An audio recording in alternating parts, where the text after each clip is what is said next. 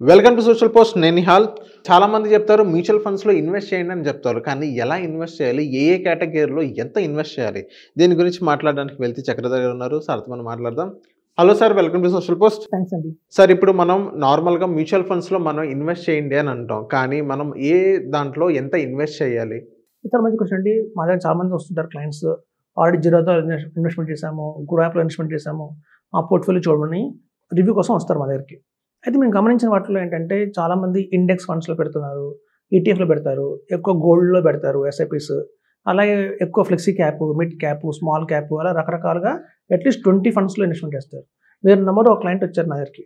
ఆయన 12,500 rupees per month SIP చేస్తున్నారు. 12,500 రూపీస్కి గాను 25 ఫండ్స్లో ఇన్వెస్ట్మెంట్ చేస్తున్నారు. 100 రూపీస్ చొప్పున 25 ఫండ్స్ పెట్టుకుంటే రిటర్న్స్ రావు. అయితే మా దగ్గర ఇండియాకి ఏదైనా కొత్త మ్యూచువల్ ఫండ్స్ అంటే కాదు.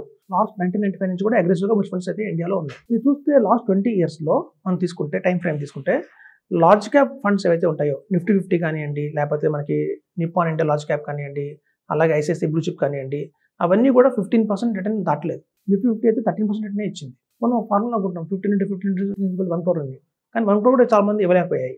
సో లార్జ్ క్యాప్ ఫండ్స్ ఏవైతే ఉంటాయో, LIC mutual funds large cap కావచ్చు, టారస్ లార్జ్ క్యాప్ కావచ్చు, ఇవన్నీ 8% 9% రిటర్న్ ఇచ్చాయి. సో కాబట్టి మనం లాంగ్ టర్మ్లో మన పోర్ట్ఫోలియోలో కనుక లార్జ్ క్యాప్ ఉంది అంటే రిటర్న్స్ అయితే రావు. సో ఫస్ట్ లార్జ్ క్యాప్ని అవాయిడ్ చేయాలి. తర్వాత మీకు ఫ్లెక్సీ క్యాప్ ఏదైతే ఉంటుందో, ఒక టైంలో ఏంటంటే ఫ్లెక్సీ క్యాప్ అంటే మీనింగ్ ఏంటంటే అటు small cap, mid cap, large cap 3 కేటగిరీలో మార్కెట్ చాలా బాగుంది అనుకోండి, ఎక్కువ మనం మిడ్ క్యాప్, స్మాల్ క్యాప్ మీద పెట్టాలి, తక్కువ లార్జ్ క్యాప్లో ఇన్వెస్ట్మెంట్ చేయాలి. ఎప్పుడు మార్కెట్ బాగా పడుతుంది అనుకోండి, ఆ టైంలో మనం ఎక్కువ లార్జ్ క్యాప్ మూవ్ అయిపోవాలి. సో ఫ్లెక్సీ క్యాప్ అంటే అదే. In between the flexi cap మనకి ఏంటంటే mid cap, small cap, large cap మధ్యలో మార్చుకుంటూ ఉండాలి. ఒక టైంలో ఎలా ఉండేది అంటే 2008, 2014 ఆ టైంలో మార్కెట్ పడింది అంటే అట్లీస్ట్ 2 years దాకా మళ్ళీ మార్కెట్ పైకి వెళ్ళేది కాదు. సో అప్పుడు ఒక యాంపుల్ ఆఫ్ టైం ఉండేది ఫండ్ మేనేజర్కి. ఓకే, మార్కెట్ పడిపోయింది కాబట్టి ఇప్పుడు నేను లార్జ్ క్యాప్లో ఎక్కువ ఇన్వెస్ట్మెంట్ చేయాలి, మిడ్ క్యాప్, స్మాల్ క్యాప్లో తగ్గించాలని చెప్పి ఒక ఆప్షన్ ఉండేది. ఇప్పుడు చూస్తే మార్కెట్ అలా లేదు. విత్ ఇన్ ఏ వీక్లోనే మార్కెట్ వెళ్తే 2000 పాయింట్స్ అప్లో వెళ్తుంది, విత్ ఇన్ ఏ వీక్ మళ్ళీ 2000 పాయింట్స్ పడిపోతుంది. ఒక వీక్లో మనం అలా పడిలేస్తున్నప్పుడు మార్కెట్, ఈ టైంలో వెంటనే లార్జ్ క్యాప్ మూవ్ అవ్వాలి, వెంటనే మిడ్ క్యాప్ మూవ్ అవ్వాలంటే అవ్వదు. అట్లీస్ట్ ఒక 6 months టైం ఫ్రేమ్ ఉందంటే మనం ఆ ఫ్లెక్సీ క్యాప్ని ఆడచ్చు. కాబట్టి అది కూడా ఫ్లాప్ అయింది. సో చూస్తే చాలామంది యంగ్స్టర్స్ ఇప్పుడు మా దగ్గర వచ్చేవాళ్ళు హైబ్రిడ్ ఫండ్స్లో పెడుతున్నారు. హైబ్రిడ్ ఫండ్స్, బ్యాలెన్స్ అడ్వాంటేజ్ ఫండ్స్లో పెడుతున్నారు. ఇది యాక్చువల్గా ఏంటంటే అది కూడా రాంగే. వాళ్ళు ఎందుకు పెడుతున్నారు అంటే, సపోజ్ ఈ 1 yearలో కనుక మార్కెట్ పడింది అంటే, సో ఈక్విటీస్లో పెడితే లైక్ లార్జ్ క్యాప్ కానివ్వండి, మిడ్ క్యాప్, స్మాల్ క్యాప్లో పెడితే దారుణంగా పడిపోతుంది పోర్ట్ఫోలియో, కొంచెం సపోర్ట్గా ఉండాలి అని పెడుతున్నారు. కానీ సపోర్ట్గా ఉండాలి అని పెడుతున్నాం, కానీ హైబ్రిడ్ ఫండ్స్లో దానివల్ల రిటర్న్ ఎంత వస్తుందంటే 8% కంటే రాదు. మీకు ఒక లాంగ్ టర్మ్ హారిజన్ అన్నప్పుడు 5 years and above long term horizon అన్నప్పుడు మనం mid cap and small cap మీద పెట్టడం కరెక్ట్.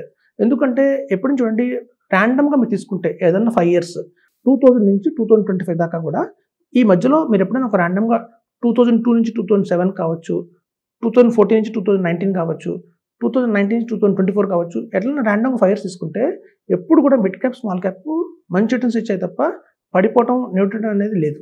సో కాబట్టి మనం షార్ట్ టర్మ్లో 1 year కోసం చూసుకోకుండా మనకి already horizon 5 years and above ఉంది కాబట్టి మనం ఎక్కువ మిడ్ క్యాప్, స్మాల్ క్యాప్ మీద కాన్సన్ట్రేషన్ చేస్తేనే మనం అనుకున్నట్టు 18% నుంచి 20% రిటర్న్ తీసుకోగలుగుతాం. 20% దాకా వస్తుంది సార్ రిటర్న్? షార్ట్ టర్మ్లో వస్తుందండి, 5 yearsకి అయితే వస్తుంది.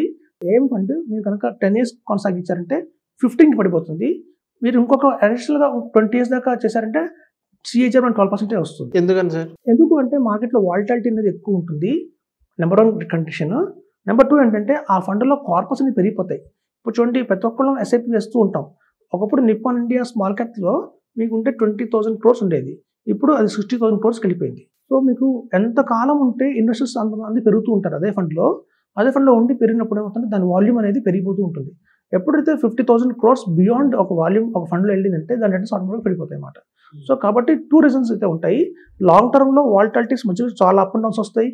మనకి ఓన్లీ 5 yearsలో చూస్తే మీకు 3 times డౌన్ ఉంటుంది, 20 yearsలో చూస్తే మీకు 10 times డౌన్ ఉంటుంది మార్కెట్. సో కాబట్టి మనకి డౌన్ మార్కెట్ చాలా నెంబర్ ఆఫ్ టైమ్స్ ఎక్కువ పెరుగుతున్నాయి కాబట్టి మీకు ఆటోమేటిక్ రిటర్న్ తగ్గిపోతుంది అనమాట. సో కాబట్టి ఎప్పుడైనా 5 years ఆరిజిన్లో మీకు ఎక్కువ రిటర్న్స్ వస్తాయి, కానీ అదే ఫండ్ 10, 15, 20 yearsలో మటుకు తగ్గిపోతుంది, గ్రాడ్యువల్ తగ్గుతుంది. సో కాబట్టి ఏంటంటే మనం చెప్పేది మ్యూచువల్ ఫండ్స్లోనే మీరు యంగ్స్టర్స్ అయితే కనుక ఎవరైతే 25 years నుంచి 50 years ఈ గ్యాప్లో ఉన్నారో వాళ్ళు అవాయిడ్ చేయాల్సింది హైబ్రిడ్ ఫండ్స్ని. Hybrid funds, multi asset fund, gold fund, ఇంకా ఫ్లెక్సీ క్యాప్, ఇలాంటివన్నీ కూడా వాళ్ళు ఎలిమినేట్ చేయడం బెటర్. అందులో ఎంతో కొంత పర్సెంట్ అందులో పెట్టుకున్నా కానీ రిటర్న్స్ ఏం రావంటారా సార్? ఇప్పుడు గోల్డ్ కానీ డైవర్సిఫికేషన్ అన్న థాట్ లో పెట్టుకుంటున్నారు తప్ప, అంతే డైవర్సిఫికేషన్ అన్న థాట్ లో పెట్టుకుంటున్నారు తప్ప లాంగ్ రన్ లో అది మన డ్యామేజ్ చేస్తుంది, అవును, డెంట్ ఇస్తుంది మన పోర్ట్ఫోలియోకి. మనకి మనం అనుకున్న 18% అయితే రాదు, కంపల్సరీగా 16% అయిపోతుంది అనమాట. చాలా సర్వేస్ చూసాం, రిపోర్ట్స్ చూసాం, మాకు చాలా కంపెనీస్ నుంచి ఇంటర్నల్ గా సర్క్యులేషన్ వస్తాయి, మాకు మ్యాగజైన్స్ వస్తాయి. మా మ్యాగజైన్స్ ఏవి చూసినా కూడా లాంగ్ రన్ లో మిడ్ క్యాప్ స్మాల్ క్యాప్ తప్ప ఇంకా ఏ ఫండ్ కానీ, ఫ్లెక్సీ క్యాప్ కానీ, మల్టీ క్యాప్ కానీ, లేకపోతే మనకి ఫార్మా ఫండ్స్ కానివ్వండి, లేకపోతే ఐటీ టెక్నాలజీ ఫండ్స్ కానివ్వండి, అలా సెక్టర్ ఫండ్స్ కానివ్వండి, ఏవి కూడా 15% బీట్ చేయలేదు, అన్ని బిలోనే ఉన్నాయి. సో ఒక లాంగ్ రన్ హారిజన్ లో తీసుకుంటే మాత్రం only mid cap and small cap ఈ రెండు మాత్రమే ప్రామినెంట్ గా మంచి రిటర్న్స్ అయితే ఇచ్చాయి.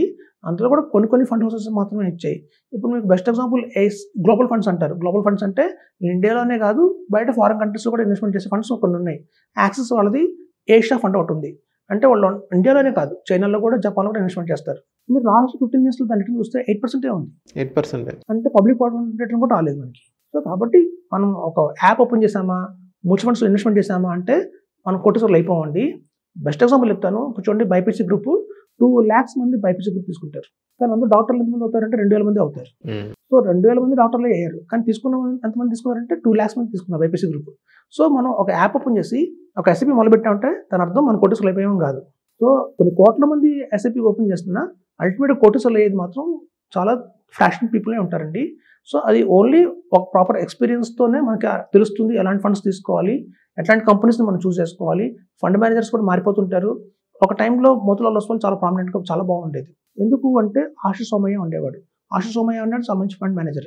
ఆయన ఎప్పుడైతే మోతిలాల్ వదిలేసి మనకి బయటకు వెళ్ళిపోయాడో పడిపోవడం మొదలుపెట్టింది. తర్వాత మళ్ళీ ప్రతీక్ అగర్వాల్ మంచి ఫండ్ మేనేజర్ వచ్చాడు, ఆస్క్ నుంచి మోతిలాల్కి వచ్చాడు, మళ్ళీ పెరిగింది. సో ఒక ఫండ్ మేనేజర్ కూడా చాలా కీ రోల్ ప్లే చేస్తారు అనమాట మన ఫండ్స్లో. సో మనం ఒక ఫండ్ తీసుకున్నాము, బ్లైండ్గా 20 years ఇన్వెస్ట్ చేద్దాము అంటే ఆ ఫండ్ మేనేజర్ 20 years అతను ఆ ఫండ్లో ఉండరు, మారిపోతుంటారు. సో అది కూడా మనం గమనించుకుంటూ మార్చుకోవాలి. ఎందుకంటే వాడి కీ పర్సన్ కాబట్టి ఒక fund performance only fund manager చేతుల్లోనే ఉంటుంది. సో ఒక టాప్ ఫండ్ మేనేజర్స్ కనుక మనం సూట్ చేసుకుంటే చాలా మంది టాప్ ఫండ్స్ చెప్పండి అంటారు కానివ్వండి, అలా కాదు, టాప్ ఫండ్ మేనేజర్స్ ఎవరున్నారు, వాళ్ళు ఎలాంటి ఫండ్స్ని హ్యాండిల్ చేస్తున్నారు, అట్లాంటి ఫండ్స్ లో కనుక ఇన్వెస్ట్మెంట్ చేస్తే కనుక రిటర్న్స్ బాగా వస్తాయి. అంటే ఎంత రిటర్న్స్ రావచ్చు అంటారు మీరు చెప్పే 18-20 అరా? నార్మల్ గా మీరు తీసుకోండి, SBI ఏదైనా ఫండ్ హౌస్ తీసుకోండి, ఆ ఫండ్ హౌస్ లోనే ఓన్లీ 2 funds టాప్ లో ఉంటాయి. ఒకే ఫండ్ హౌస్ లో ఆ ఫండ్ హౌస్ దగ్గర ఫ్లెక్సీ క్యాప్ పర్ఫార్మెన్స్ ఉండదు, మీకు చూస్తే టెక్నాలజీ ఫండ్ పర్ఫార్మెన్స్ ఉండదు, ఫార్మా పర్ఫార్మెన్స్ ఉండదు, కేవలం 2 funds పర్ఫార్మ్ చేస్తాయి. మీరు ఏ ఫండ్ హౌస్ అనేది తీసుకోండి, చెప్పుకోవడానికి ఓన్లీ 2 funds ఉంటాయి ఒక్కొక్కరి దగ్గర. కొంచెం గొప్ప చెప్పుకోవాలంటే ఒక నా దగ్గర ఈ ఫండ్ ఉందని చెప్పి, మరి వాళ్ళ 20 funds లో కూడా ఆ 2 ఎందుకు పర్ఫార్మ్ చేస్తున్నాయి అంటే మిగతా 18% ఫండ్స్ పర్ఫార్మ్ చేయట్లేదు. ఎందుకు అంటే అది వాళ్ళ మేనేజ్మెంట్ బాగాలేదు అని అర్థం. దాన్ని రైట్ టైంలో స్టాక్స్ కొనడం కానీ అమ్మడం కానీ చేయలేదు అని అర్థం. సో కాబట్టి అన్ని ఫండ్స్లో తీసుకుంటే మీరు చూస్తే ఇండియాలో 46 కంపెనీస్ మనకి ఇవాళ డెలివరీ చేస్తున్నాయి మ్యూచువల్ ఫండ్స్. సో 46 కంపెనీస్ దగ్గర 10 funds ఇచ్చి ఉన్నాయి. సో మనకి 460 funds. So out of 460 equity ఫండ్స్లో మనకి 15%, 16% ఇచ్చిన రిటర్న్స్ ఫండ్స్ ఎన్ని ఉన్నాయంటే హార్డ్లీ 25 ఉన్నాయి. అందుకే చాలామంది చెప్తారు, ఇన్ఫ్లుయెన్సర్స్ చెప్తుంటారు, మీరు బ్లైండ్గా ఇండెక్స్ ఫండ్స్లో వేసుకోండి, ఎందుకంటే ఇలాంటి ఫండ్స్ని ఒక క్వాలిటీ ఫండ్స్ని చూస్ చేసుకోవడం కష్టం అని చెప్తారు. కానీ మనకి ఇండెక్స్ ఫండ్స్కి మించి 3-4% ఎస్టార్ట్ ఇచ్చే యాక్టివ్ ఫండ్స్ అయితే ఉంటాయో అందులో ఇన్వెస్ట్మెంట్ చేసుకుంటే మనకి లాంగ్ రన్లో అయితే వెల్త్ క్రియేట్ చేసుకోవచ్చు. ఇండెక్స్ ఫండ్స్ కానివ్వండి, నాన్ పర్ఫార్మింగ్ ఫండ్స్లో కానీ ఇన్వెస్ట్మెంట్ చేస్తే మాత్రం మనం కోటేశ్వరులు అయితే అవ్వలేము. సో కాబట్టి ఫ్లెక్సీ క్యాప్ వదిలేయండి. మేము చెప్పేది ఏంటంటే index funds, ETFs, flexi cap, అలాగే hybrid funds, balanced advantage fund, multi asset fund, ఇలాంటివన్నిటిని కూడా ఎలిమినేట్ చేయండి. మీకు కనుక 25 to 50 years ఏజ్ గ్రూప్లో ఉంటే మాత్రం only concentrating on large and mid cap, small cap, mid cap అంతే. ఒక large and mid cap, 2 small caps, 2 different companies నుంచి 2 స్మాల్ క్యాప్స్, 2 డిఫరెంట్ కంపెనీస్ నుంచి 2 మిడ్ క్యాప్స్, ఈ 5 పెట్టుకుంటే చాలు. అనవసరంగా మనం పోర్ట్ఫోలియో పెంచుకుంటున్న కొద్దీ రిటర్న్ డ్యామేజ్ అవుతుంది. కమోడిటీస్ కూడా అసలు వద్దంటారు? అసలు వద్దండి, కమోడిటీస్ కూడా జోలి కూడా పోకండి. అది ఓన్లీ ట్రేడింగ్కి పనికి వస్తుంది. కమోడిటీస్ ట్రేడింగ్కి పనికి వస్తాయి. సో మీకు ఏమైనా ట్రేడింగ్ చేసే ఉద్దేశం ఉంటే మీరు కమోడిటీస్ తీసుకోండి, మీకు బై అండ్ సెల్ చేసుకోవడం బెటర్. అదే లాంగ్ టర్మ్లో అయితే మనకి ఈక్విటీ మించి కమోడిటీస్ ఏవి కూడా returns Rao. So thank you sir మా సోషల్ వర్క్ వచ్చినందుకు. థ్యాంక్స్ అండి.